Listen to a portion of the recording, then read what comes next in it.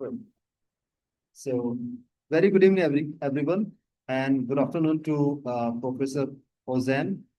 And today is day 3 for our third SARA Summer School R4 researchers. And I'm very excited to invite Dr. Ozan from University of Edinburgh, Scotland.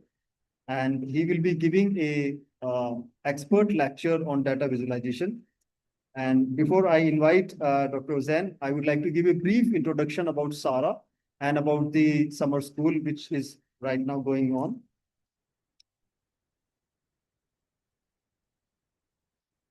SARA name comes from two great leaders from India, Mata Savitribai and Mata Ramabai, and adopting them as a symbol, we also want to improve the women representation in the technical education. That's why we have strong women Bahujan leaders from India. On their name, we started this institute, SARA. Through SARA, we believe education is for everyone. That's why we provide free and open source data science education. And we always give priority for admission to the marginalized communities and women. Same time providing education, we also create awareness about the AI and what are the impact of AI in society in general. That is what SARA is doing in the last 3 years from 2023.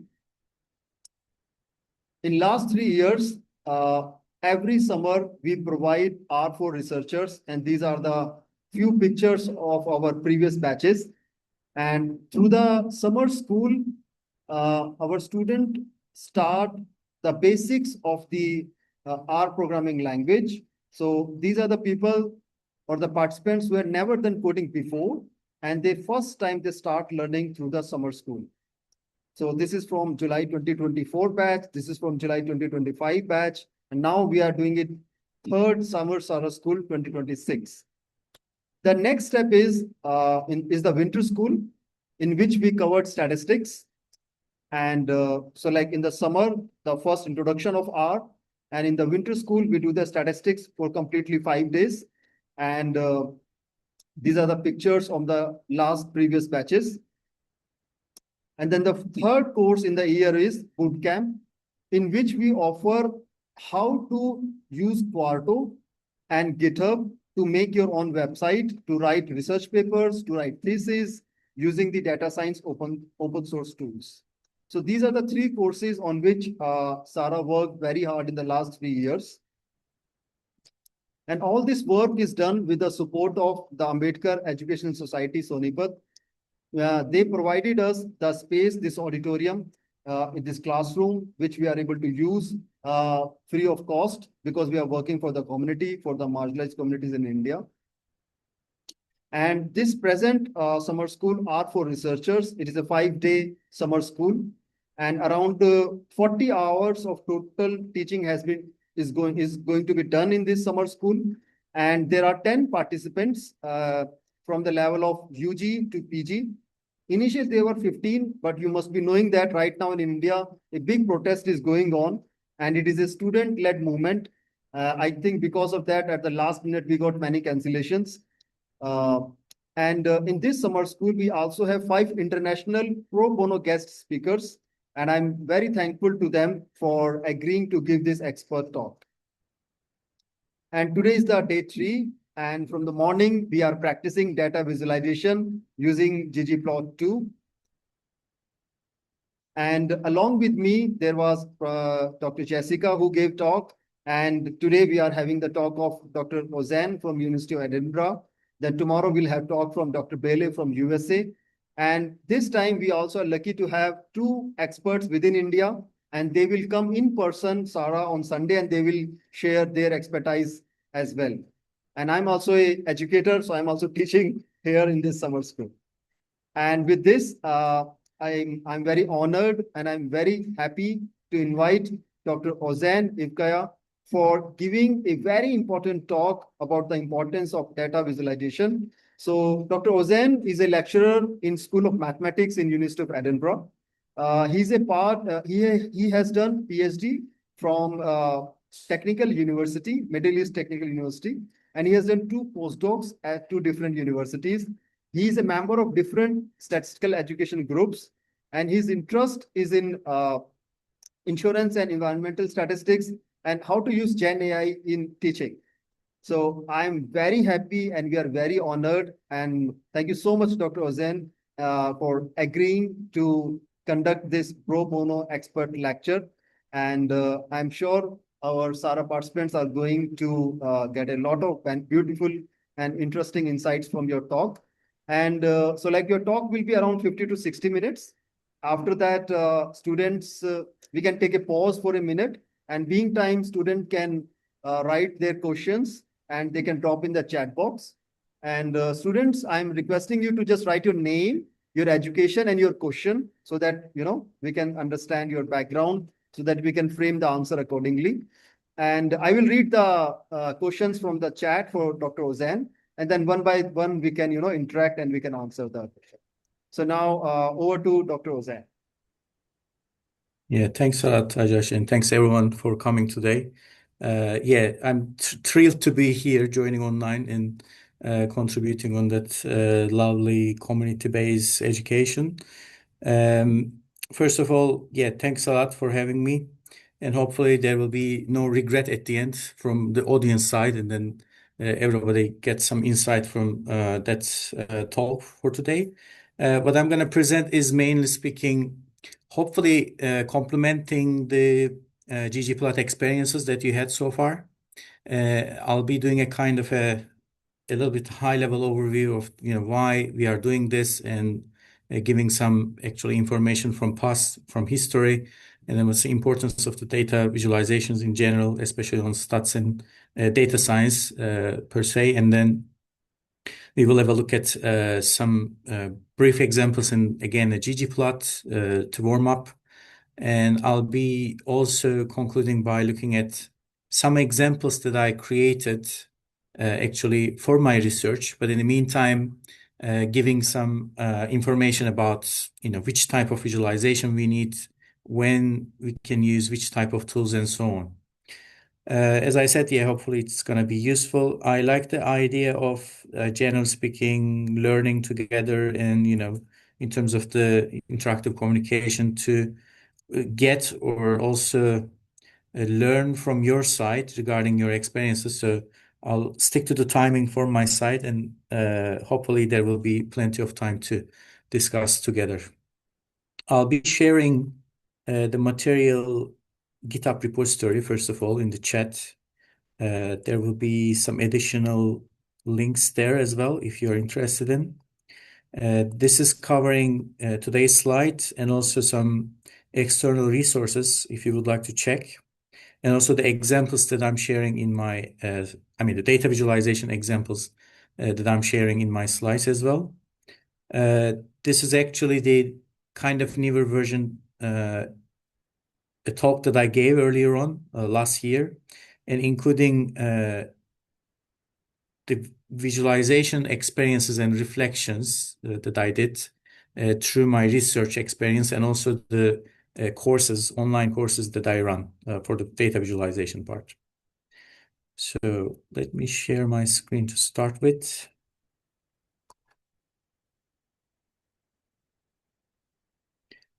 I'll be just sharing the whole screen. You can, replace statistics with data science, or actually you can imagine stats/data science in general. I'll be touching on different things probably, but just trying to give a general overview of, why we need this by looking at some examples, including my experiences and reflections so far, specifically since from 2023, roughly speaking. In terms of the motivation, it's a very quick one. As you can imagine, when we were talking previously, to contribute on that actually organization, I thought that it's going to be a good opportunity to meet the people from very far away, and then we can keep in touch for a long term if you're interested in, and also the part of the talk is kind of challenging myself with giving another version of it and then, sharing with other interested people. And also, I like the idea of being part of the R community for a long time. Previously, we had a chance to organize some YR events in Turkey in an online setting. I'm also one of the organizing members in Edinburgh R user group. And I thought that, the title is very matching. And then thanks for kindness of Ajay and what he's trying to do. I accept that offer. Regarding the data visualization, not surprisingly, when we look at the phrase, data is the key, as we can imagine. So most of the time, what we are trying to do is representing certain information or certain information decoded by numbers in a different way. And most of the time, we are dealing with specific quantities like either numerical ones or let's say the categorical ones and so on and so forth. And in terms of the general motivation is that we are trying to give a general message to our audience. So for that purpose, we need to aware of, who is our audience and what we are trying to deliver as a message and which type of information that we are sharing. But for all of those, actually, the starting point is going to be the collected data that we have. In terms of the visualization, we can start from the representation itself, first of all. Generally speaking, whenever we think about any data set, it's a kind of a collection of observations or measurements that we can imagine. It might be in a process way or a process setting or unprocessed setting, and may include different types like numbers, characters, dates, many different, let's say, aspects we can imagine all together. And then these are actually, as a collection, constitute what is the data set that we are calling in general. Most of the time, the humanities perspective is saying that actually in the world, nothing is data, generally speaking, but this is a kind of an abstraction to make certain kinds of inquiry possible. So we are, through the collection and the representation, looking at the world in a different way. We can say this in general. And for the purpose of the data representation, we have different tools, different approaches in general. How we are communicating with the other parties, let's say, we can simply share just a tabular format data, or we can just create some visualization on top of it, or we can maybe combine both of them to give the message more clearly if we need it. Or even there are some examples for the data physicalization or data sonification and so on. So there are some interesting examples in the literature if you look at it, the different ways of kind of communication with the audience to give the information through the data that we have. But for today's talk, we are going to focus more on the visualization, as title suggesting. And then we are going to check, which type of elements that we have in general while creating and which type of tools in our ecosystem as well. Since you're already exposed to ggplot2, hopefully it makes sense through certain slides. But I'll also highlight a couple of let's say, specific R packages beyond the ggplot2 itself. ggplot2 might be as a very good starting point, but as a general ecosystem, we can find many interesting and useful packages as well. For the data visualization, assuming that starting from the abstraction of the data itself, the main motivation is actually through the visualization, I would say, transforming the, let's say, specific complex data into a certain format which is accessible or interpretable for the audience. And then for that purpose, we can benefit from different alternatives. It might be just simple charts or specific plots like scatter plot or combination of them. These are all possible.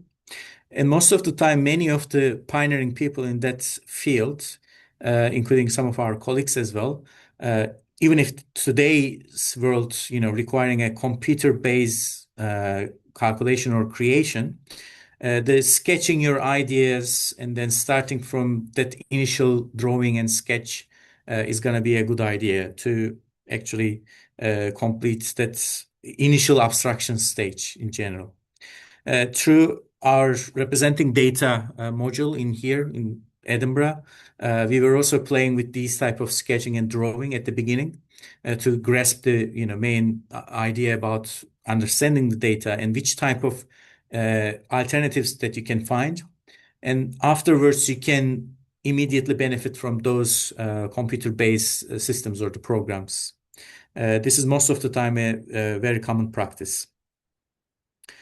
Speaking of the drawing or representation, this is a very interesting, simple example to communicate two quantities, let's say, such as 75 and 37. You can replace those numbers with any other numbers, actually. This is a common two-number examples that we were using through the module as well.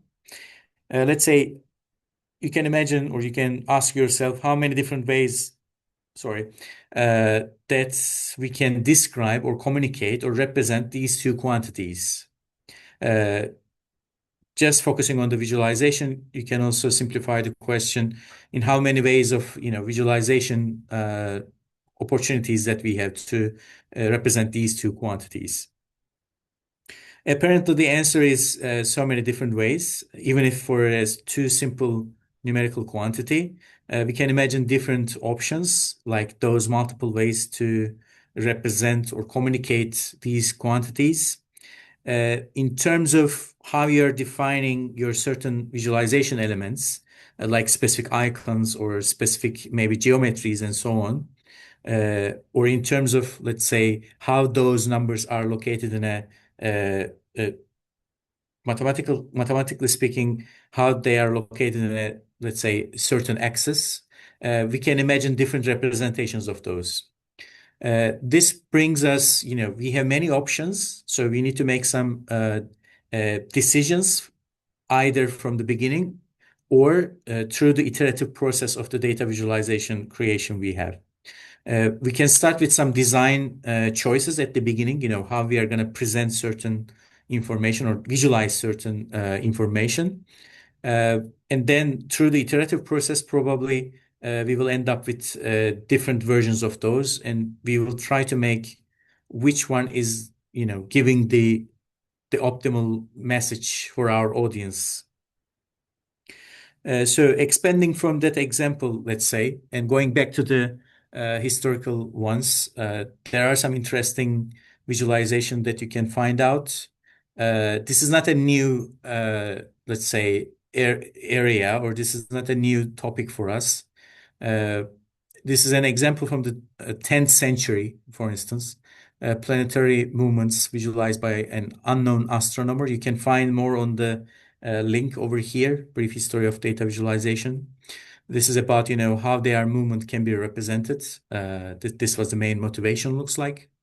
Another pioneering example coming from William Playfair. This is a very important person in Scotland, as far as I heard as well.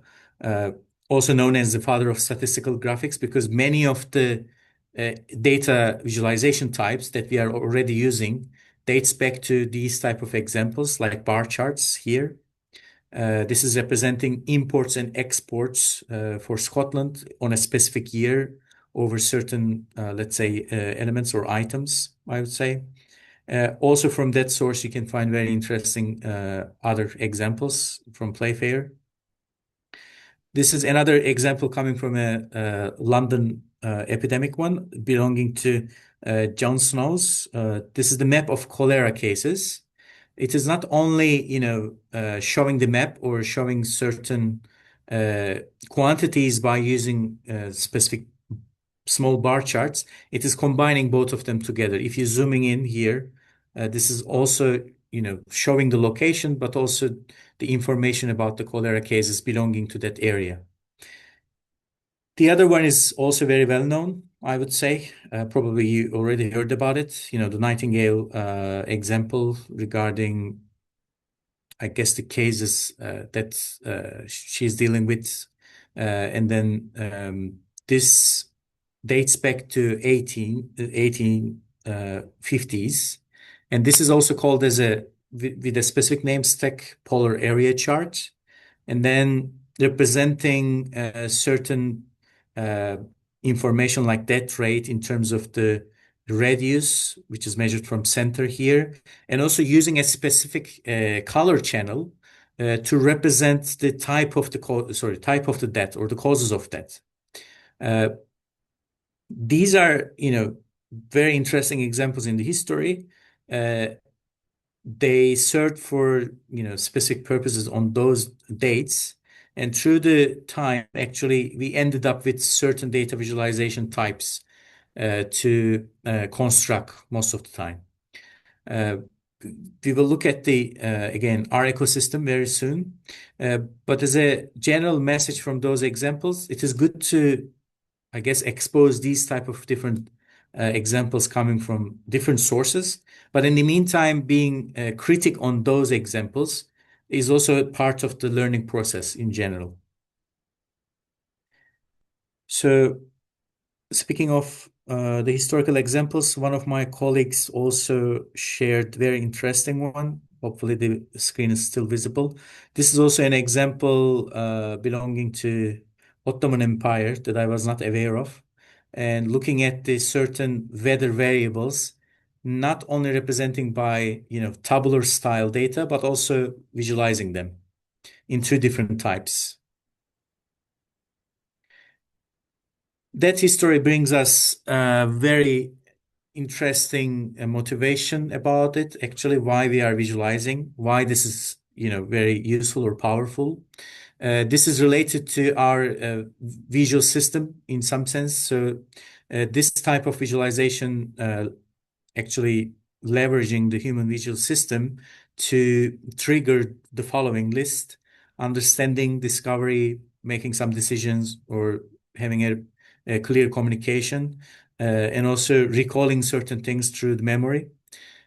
Since our brain is generally capable of quick and efficient visual information processing, uh, those type of visualizations are very important and useful. In daily life, probably, sometimes we are using for different reasons, but for the statistics and data science purposes, those are also very important parts of the overall workflow, starting from the problem understanding. Regarding the communication, we will see some other interesting, useful techniques or tools in the R ecosystem. But the main motivation or why this is powerful is directly coming from the capability of our brain in general. There are some interesting analogies, like the specific double diamond process can be actually mimicked in a way that for the data visualization task, what we are doing in a nested way as a process, understanding who are the target users for it and what needs to be shown and why should people look at it, this type of visualization. And through the construction, what should be represented, we need to make a decision on that. And actually, in terms of the format, how do we make it happen? This is the place where, many different packages in R comes into play, or even other programming languages. So all those nested actually stages for the design process are interrelated to each other from the beginning. In terms of the tools and certain elements that we can imagine, most of the time we need to start with understanding the types of the variables or types of the attributes that we have in our data set. What about the specific items or values that we are interested in? In terms of the general process, I suspect you also experience a little bit through the ggplot too.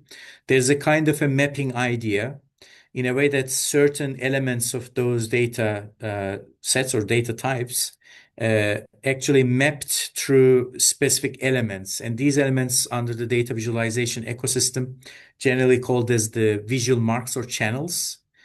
Through those marks and channels, we are actually decoding the data or decoding the information given by data in a visual way and then represent to our audience in general. And the way we are, or how we are using these marks and channels, there are two important concepts within the data visualization design process. The first one is called expressiveness, and the second one is effectiveness. So for the expressiveness, that visual encoding should express all of and only the information in the dataset attributes. If there's any violation on that, probably the created data visualization should be revisited again for the clear message delivery. Regarding the effectiveness, the way we are playing with those marks and channels and which one is used, such as the color, size, whatever we are interested in, should be matching with what we would like to present in terms of the importance of the variable that we are, highlighting or not. So that importance of the attributes, data attributes, should be encoded by the most effective variable. Otherwise, it might not be as noticeable as possible that we anticipated from the beginning. These marks and channels can be imagined like this. We are actually encoding those variables in different ways, depending on the type of it, whether it's a numerical one or categorical one. So based on this information, we need to make a certain choices regarding which one can be useful. For a ordered setting, as an example, or for the map creation, somehow the position is a crucial element for us. For the quantities, let's say, that are comparable to each other, the size can be very useful to actually represent the different categories. Most of the time, we can benefit from the color hue. The value version is actually used for the ordered values again. We will see some example on that. And these type of combinations as the certain elements of data visualization should be combined together through the certain design choices done by, let's say, the practitioner, so that we will end up with a reasonable data visualization outcome at the end. This is more or less the general message from those slides. I'll be leaving some of the slides for you to read later on. Feel free to, ask at the end of today's talk and later on again, regarding the slide details. But in terms of the, let's say, magnitudes versus the, let me try to recall. Yeah. In terms of the ordered versus categorical ones, we need to make the correct selection of certain marks and channels, as an example. As an specific example on the color hue, most of the time, those categorical attributes can be distinguished by different colors when we need it. But this side of the color usage, color luminance or saturation, means something different. This is especially useful for the ordered variables or ordered attributes. So that means that somehow accidentally using this idea for the categorical variables or vice versa is actually not a good use of those marks and channels through the construction process. As another specific example, we always mention through the course that we were delivering, if it is really not necessary, most of the time the 3D visualization is not recommended. There should be a real justification and motivation for that. Again, in terms of the data visualization types, we need to pick up certain visualization alternatives that are suitable for the attributes that I'm dealing with. Either it is numerical or categorical, or maybe the combination of both. This is just a illustration to represent the water footprint of some actually, generally speaking, food, which is represented by using different, let's say, marks and channels, especially using the drop icons in a different way and representing the individual, let's say, food as icons or the symbols. And then there are some numerical values attached to it. to make it, more understandable. And this is just an example of, how we are representing certain information. Going back to the stats and data science, we will have more specific data visualization examples like this, as you can imagine. So this is a ticket trend illustration representing the ticket volume received and the process over months. My question is here. We will see the other version of it, or you can, think about for a while. If I'm interested in representing a trend, is it the suitable visualization type, or can we create something different to make it certain details more noticeable or more visible for the audience? By comparing the volume received and process, it is distinguishable by two different colors. We are using a bar chart, and through the time, to some level, we can see, how those are changing across the months. But the question itself, is it really the suitable version, or we can make some effective alternative for it? I'll come back to that example later on. To make a real connection between stats and data science, most of the time we are starting with understanding the data. As we said, this is the beginning of the process, and while exploring the data, we can do many data visualizations, and this might be useful for actually next stage as well, to understanding which variables are useful or how we are going to treat them for the modeling stage. All those are interconnected to each other. And at the end, we would like to communicate our findings clearly. Best visual, generally speaking, depending on the data types, context of data, tasks that we are performing, and which type of questions we are willing to answer in general. And at the end, which type of messages we are trying to deliver. Exploratory data analysis from that point of view is a very crucial part of it, to understand the main features and the structures of data, and without making any, individual or personal manipulation on the visualization. Generally, people are saying that EDA as a process are very useful, and also the simple setting that allow data to speak itself. And we have many different tools as statisticians or data scientists that we are dealing with for that EDA component. This might be related to certain transformation on data or some preparation or wrangling, and we can calculate certain summary statistics. They can be given in a numerical way, but also we can visualize whenever we need it. And all those tabulation, graphical, or visual representations are part of this EDA in general.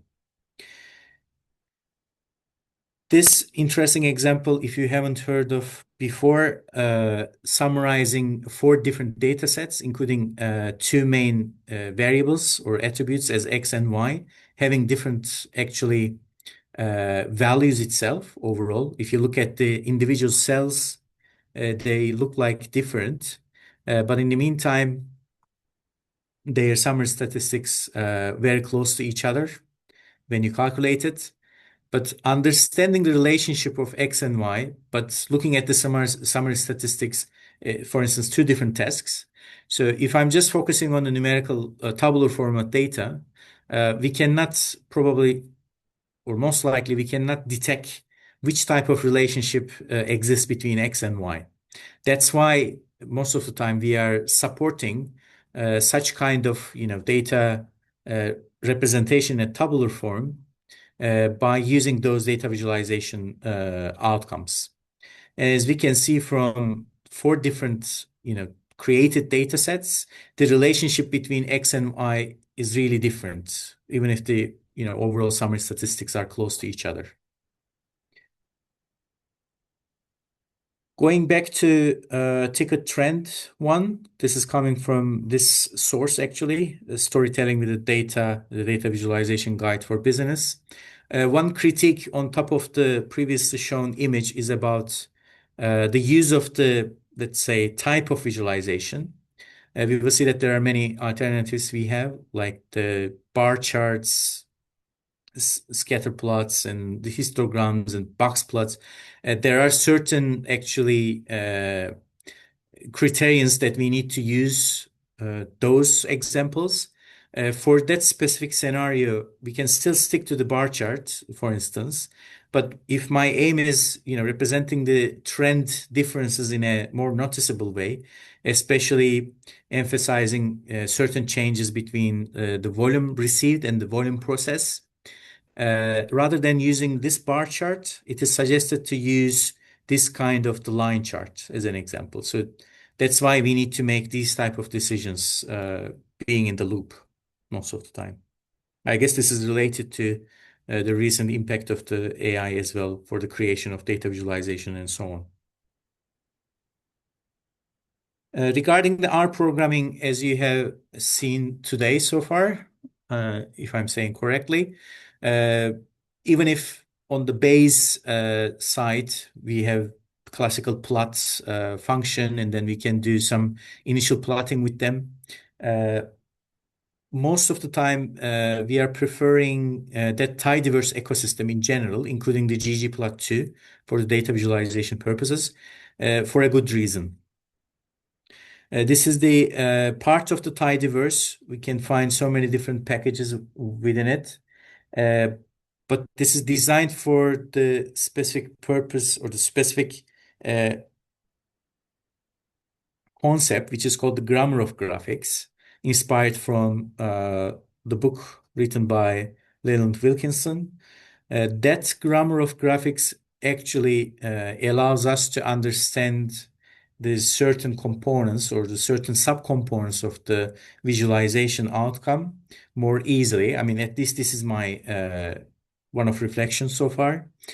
Through the time, if you play around the ggplot2 regularly, you will end up with that easily, understanding the relevant code after some time, and you can adapt some of the examples to your cases easily.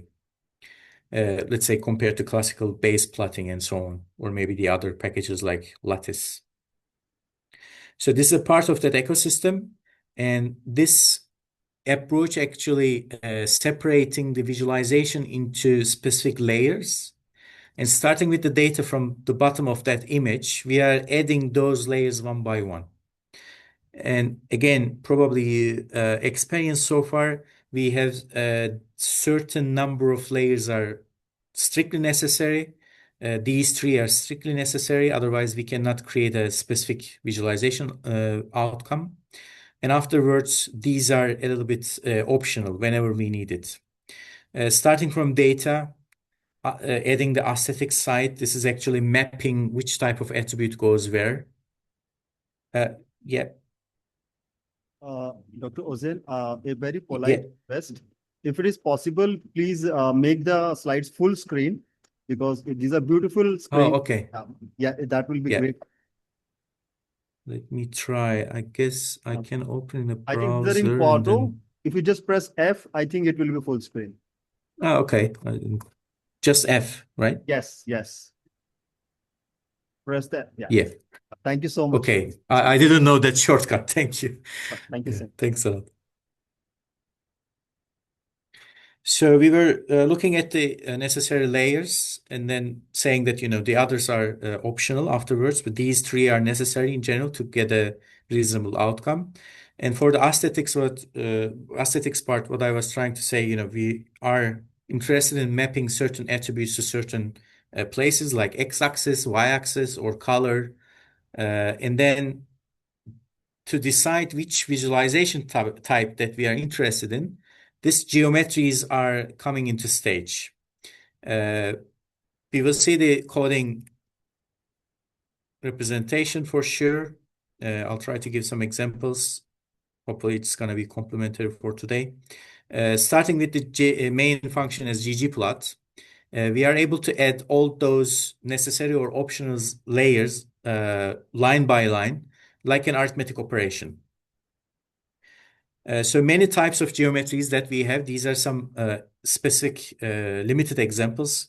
As far as I remember, it was around 50-ish something different geometries that we can imagine. But these are the commonly used ones, like the geom points for scatter plot or the histogram or geom line, geom box plot. Since the syntax is, similar to each other, we can immediately swap from one data type, data visualization type to another one. This is the general structure of it, actually, and the code itself, in terms of the general usage, looks like this. Starting with the main function, data is equal to my data set, which one that I'm interested in. This is my first layer. And after actually embedding or using the data set as the first input, we started to create those mappings within aesthetics layer. As the name suggests, you can start with mapping is equal to something, or you can immediately write the right-hand side. But most of the time, either X or Y should, available. Or maybe if I'm interested in a relationship between X and Y, I can define what is my X coming from my data set, what is my Y coming from my data set. Probably you also experienced it. If you run these lines until here, you ended up with a kind of a blank image. That's why we were saying the third layer is also necessary as the geometries. This is about deciding which visualization will appear, which type of visualization will appear. And thanks to the geometries built-in functions in a standard format, it's geom underscore whatever we would like to visualize. I can share a couple of quick examples on the results of the penguins example, the Palmer penguins. This is a very commonly used one nowadays, different from past. Many people are saying this is the new iris data for a long time. Through the iterative process, this is the key again, we can create these type of visualizations with the help of ggplot2 by adding those layers one by one. And of course, this requires some kind of additional effort on top of these three layers. So this is my three layers that we described earlier on. And for the mapping side, for the aesthetic part, going back to the data itself, I have these characteristics of the penguins itself, and let's say interested in the relationship between those physical characteristics, but also separated based on specific categorical variable as an additional channel. I'm trying to use the color, which is actually representing different species. Since I have species in my data as a factorial variable, it will be recognized immediately, and then different species will be colored by different ones in an automatic way if I'm not adding specific custom coloring or certain color palettes. But as I said, until this line, this is the necessary initial three layers still. And then afterwards, we start customizing the outcome.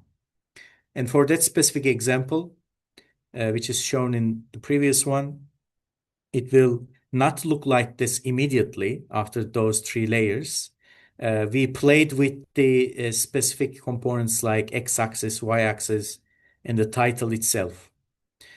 From the grammar of graphics perspective, we are adding those elements one by one. In the meantime, for each of them, we are allowed to play with certain components.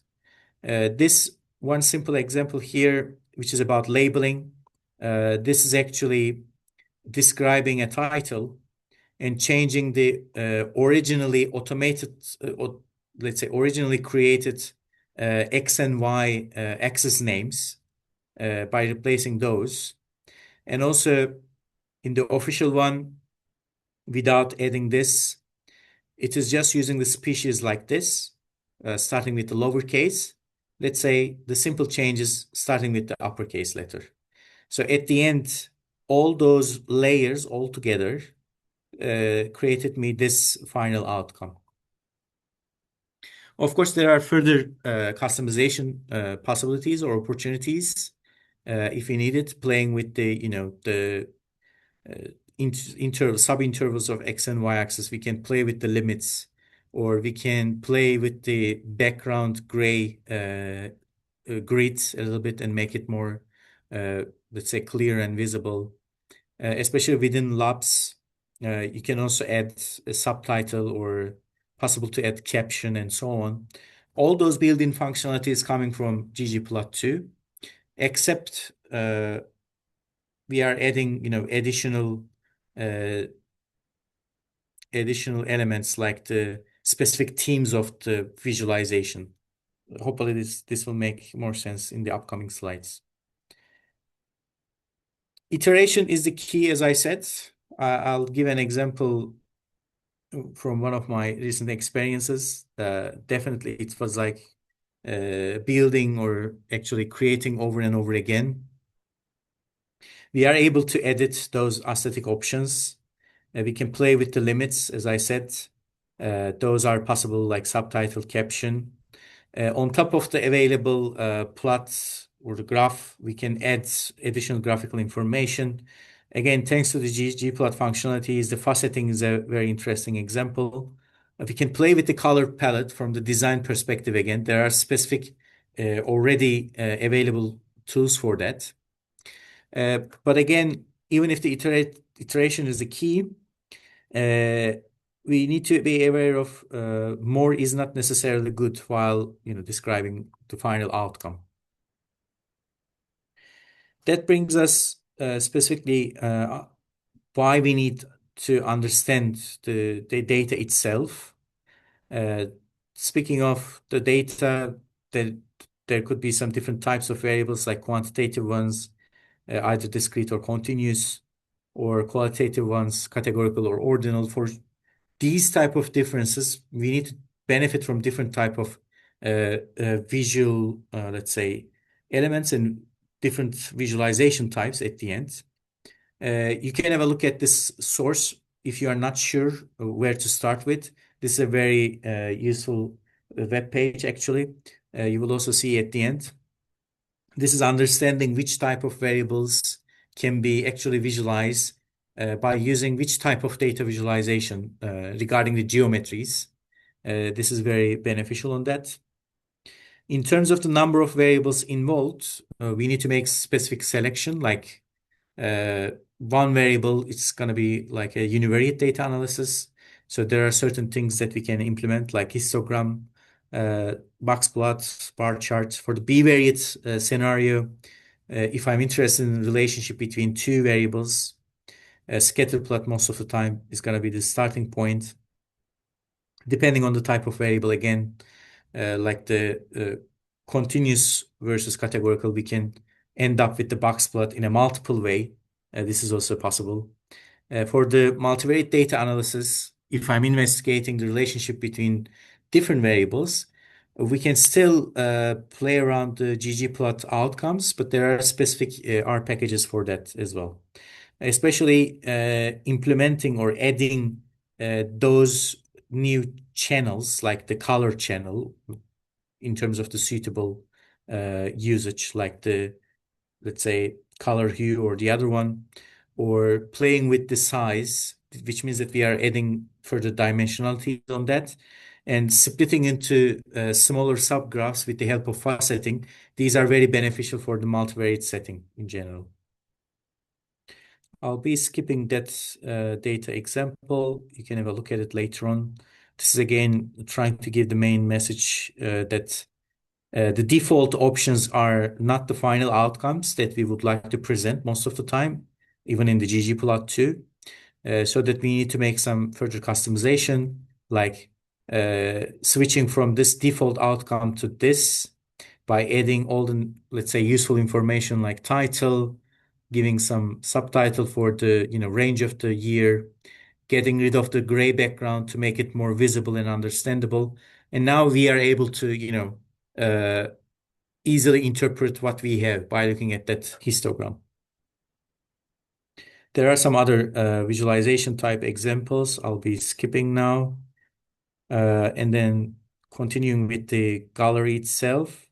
Looks like need to be speed up a bit. So ggplot2, very beneficial, as we said, to create a wide variety of visualizations. And there are some additional packages that we can imagine as a complementary to help us further customization. Whenever you are not sure, or as a, let's say, novice learner, I can suggest that these type of galleries are a very good starting point.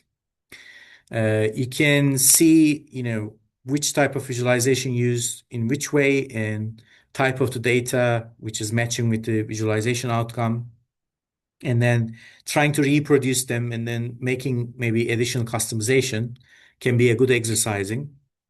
But beyond ggplot2, there are many resources to explore in the R ecosystem.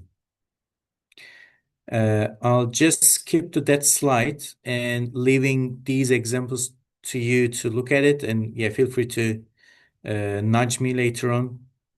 These are some of the examples coming from my research and student projects in general, just to represent the diversity of type, to be honest. And then how individual, projects or the data itself requires the specific data with type and style. It might be, some kind of survey outcome or the mapping or the time series or the multiple graphs together. These are all coming from my individual research or the student projects, or it might be coming from already built in other packages like this example, or the again ggplot2 usage in a different way by playing with the color and so on.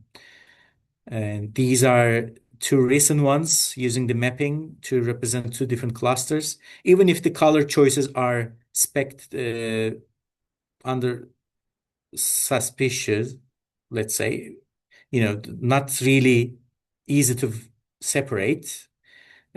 Probably we need to make sure that the color is really visible, these two clusters, rather than using these two. And multiple box plot examples might be this one.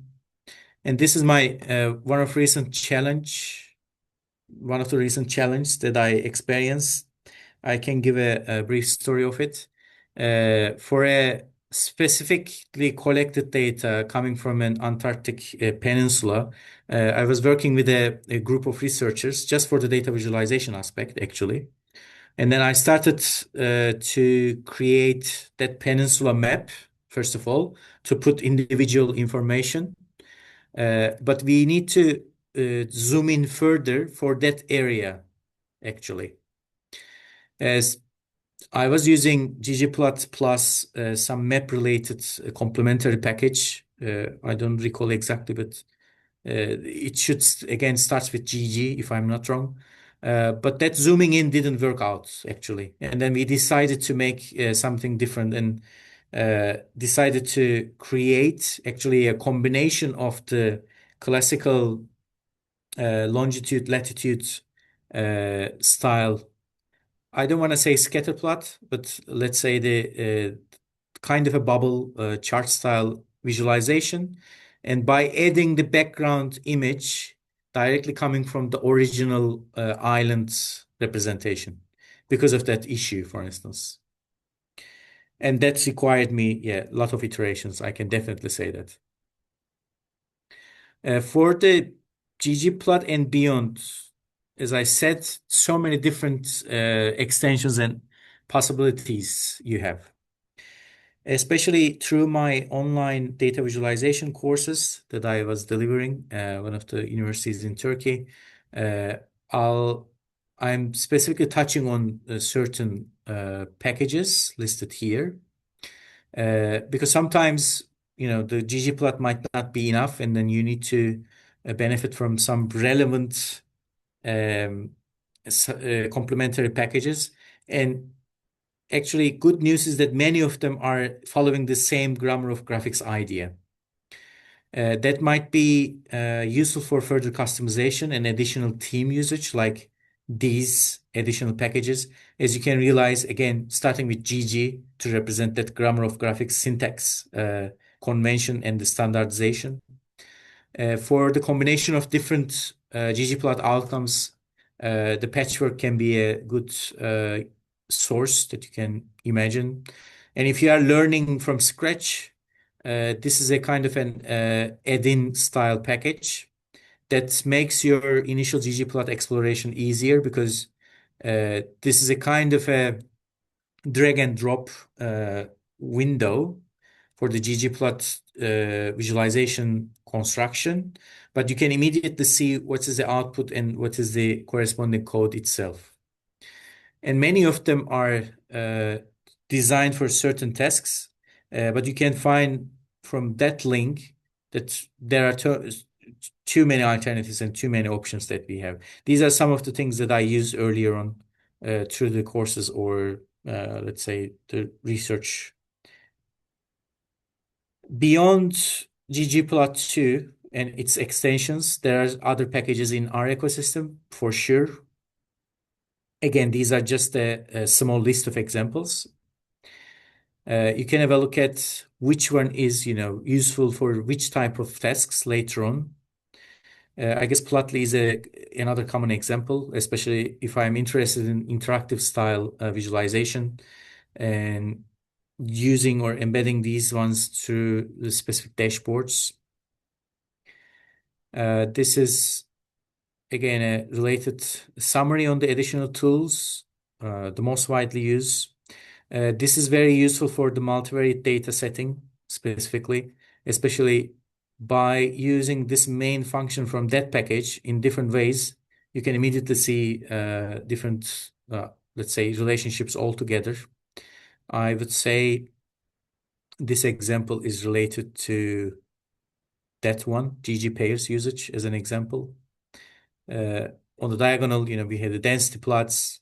We have the scatter plot distinguished by color with regards to different, I would say, if I can recall correctly, different groups that we have. And then we can immediately see the numerical correlation values. And you can easily actually adjust this setting with the help of ggli. That's very beneficial on that. These are my additional resource suggestions. If you would like to dedicate more time on the data visualization with R, this is a very recent publication from the Royal Statistical Society, highlighting the best practices for data visualization. It is actually very easy and short to read if you would like to look at it. And the other list that I have is available here. I'll come back to the previous slides very quickly. This reading might be very useful for you that I used previously, including that from data to viz. This is a very recently published book, open source book, coming from one of the authors of that best practices booklet. Well suggested, and looking at the Tidy Tuesday different data sets. This is another book that I was using regularly for my courses. And this database inspiration is a collection of very useful and interesting data visualization outcomes as well. I'll go back to previous slides a little bit just to conclude. Definitely we are under the impact of AI for everything in the statistics and data science. I guess this is also affecting the data visualization component heavily. I had a chance to look at some experimental work earlier on, but all those actually considered large language models as a subset of the, let's say, general AI world, actually improved too much or developed too much nowadays, and making these type of investigations easier and easier. Even the code generation, and nowadays probably by simply, communicating with the LLM, we can immediately get some data visualization. This does not necessarily mean that, we are just leaving everything to AI, I would say. That might be useful as a helper, just the kind of these type of shiny assistant or so on, very interesting agents they created might be very good to help. But in general, for the design choices and for the interpretability aspects, the human should be in the loop all the time. For further training ourselves, including myself, actually, this is what I'm trying to do regularly. Probably AI-empowered database arrived that I'm not aware of or coming soon. Even we are able to create by speaking, but as I said, we need to be in the loop for other aspects. And just giving how it might fail without us, that mosaic plot example can be helpful, I would say. This belongs to one of our experimental work. How the LLMs are good at certain data science tasks. I need to know really, do I need to present a mosaic plot, and I need to know my data set attributes, and I need to decide actually which type of aspects should be more visible in terms of the let's say data visualization story that I'm telling, or the overall data science workflow that I'm following. Otherwise, just leaving everything to AI may end up with these type of weird visualizations as well. For further training, my final suggestions would be specifically the third and specifically the last three items. Exploring, reproducing some examples coming from the open sources and critiquing them and trying to make further adjustment or further customization for a real reason. Following certain pioneering people in that area is very beneficial, like Cara Thompson, Nicola Rennie, that I can immediately say, but probably you can find more in that direction. These are specifically using R, I would say. The book that I mentioned in the upcoming slides previously belongs to that person and colleague as well. And specifically doing some exercising or working together as a community on specific, challenges or data viz competitions might be also very useful for learning process in general. I guess I can stop now for the time-wise. It might be a good idea. I'm happy to hear your questions, experiences, reflections, and for the later communication, happy to keep in touch. You can find the slides from there, and you can look at my other works from that website. And these are other, let's say, links that you can reach me out. Thanks for your time.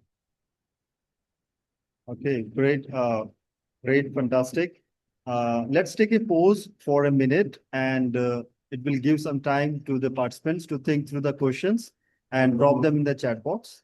And then we will resume with the question answer session. Yeah, sounds great. Thank you.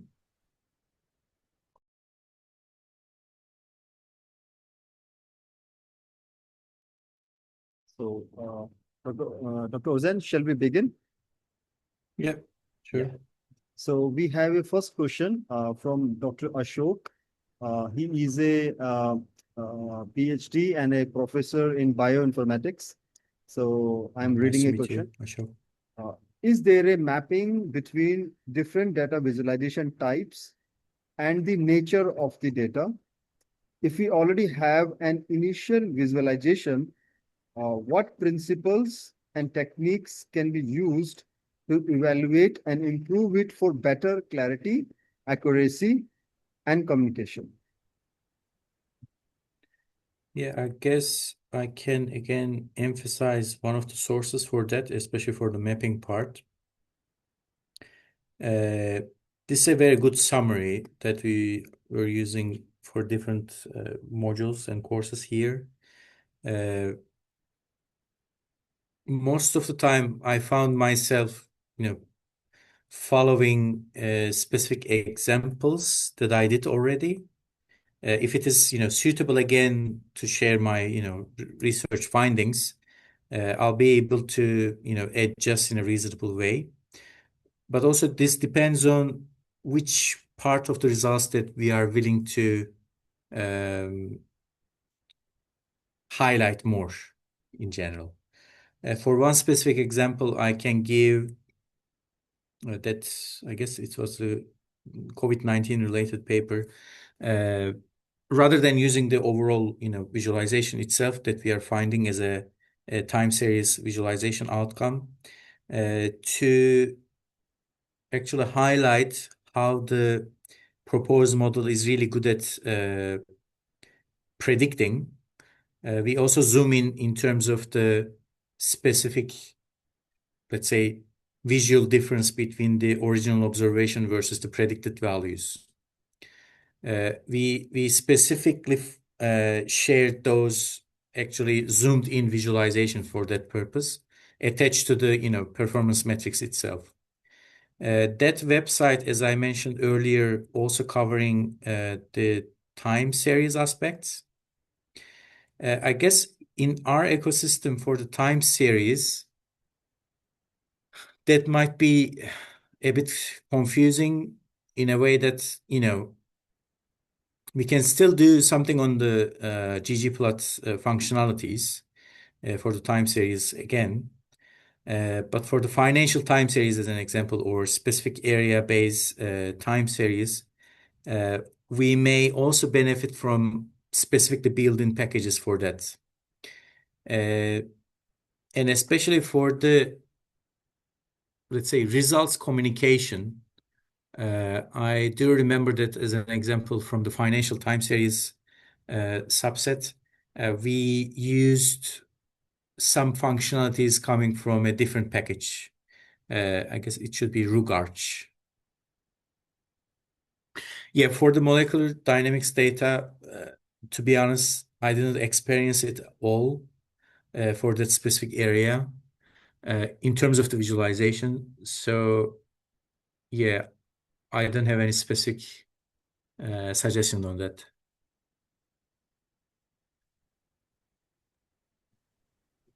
Thank you, Dr. Ashok and Dr. Ozan. Yeah, Let's go for cheers. the next question, comment, or feedback from the participants. Kindly drop in the chat box.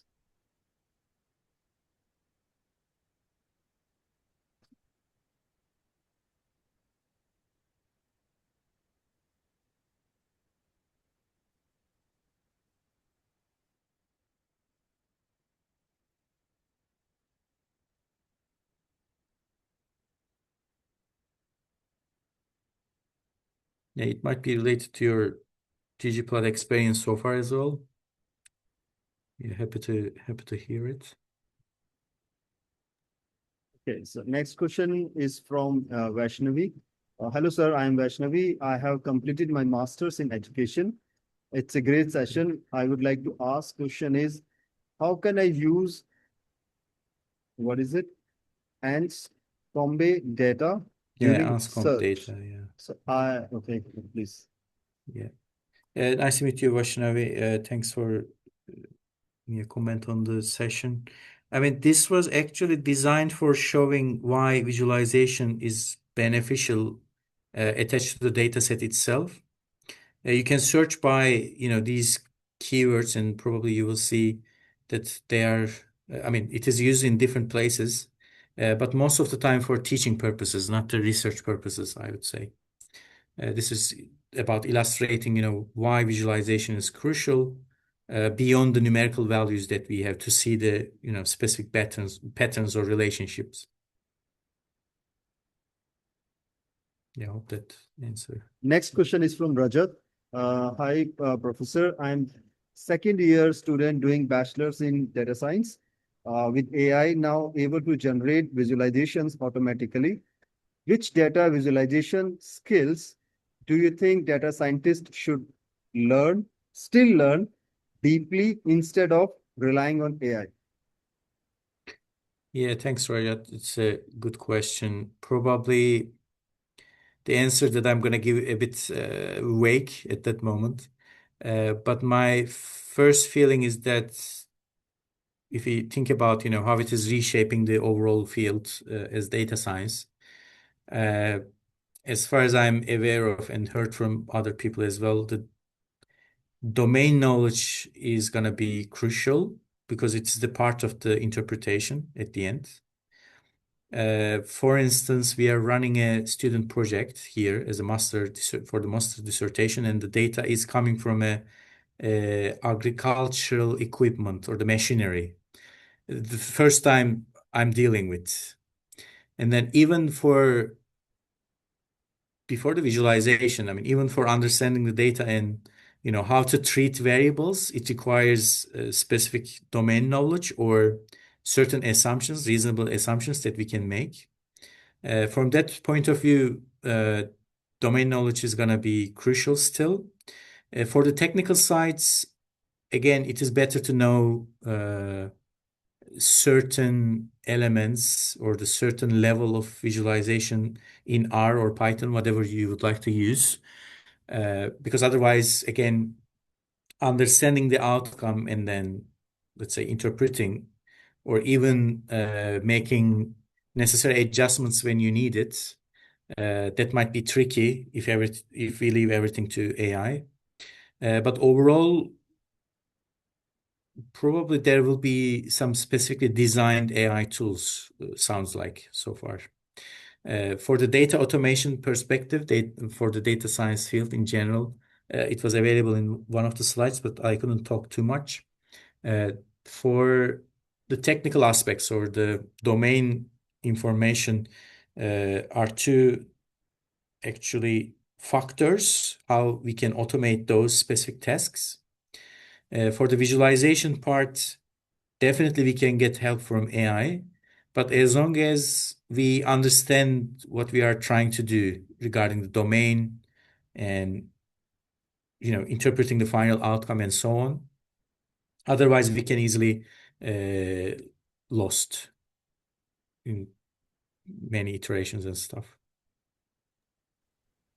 Thank you. Thank you, Rajat, and thank you, Dr. Ozan. Yeah, thanks, Rajat. Okay. Do we have some more questions, comment, or feedback?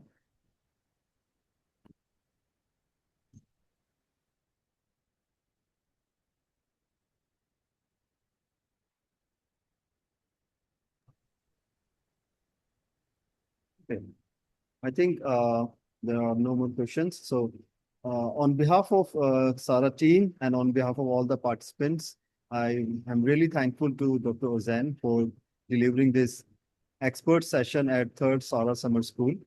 And, thank you being so accessible to the students from the marginalized communities and give them education so that we will be also becoming the part of the mainstream education system, and in our capacity, we are trying our best to make the program as much inclusive as much as possible and bringing expertise from University of Edinburgh through Dr. Ozan. We are very, very honored to have you with us. So yeah, thanks a lot. Yes. Yeah, thank you so much, everyone, for the invitation and thanks for having me. Yeah, it was my pleasure to contribute at SARA Summer School. Hope that you enjoyed and yeah, happy to keep in touch for later years as well. Yeah, I would politely request all the participants, if you can on the video, we will take a screenshot for all of us for a memory with Yeah. Dr. Ozan. Good idea. Yeah, so.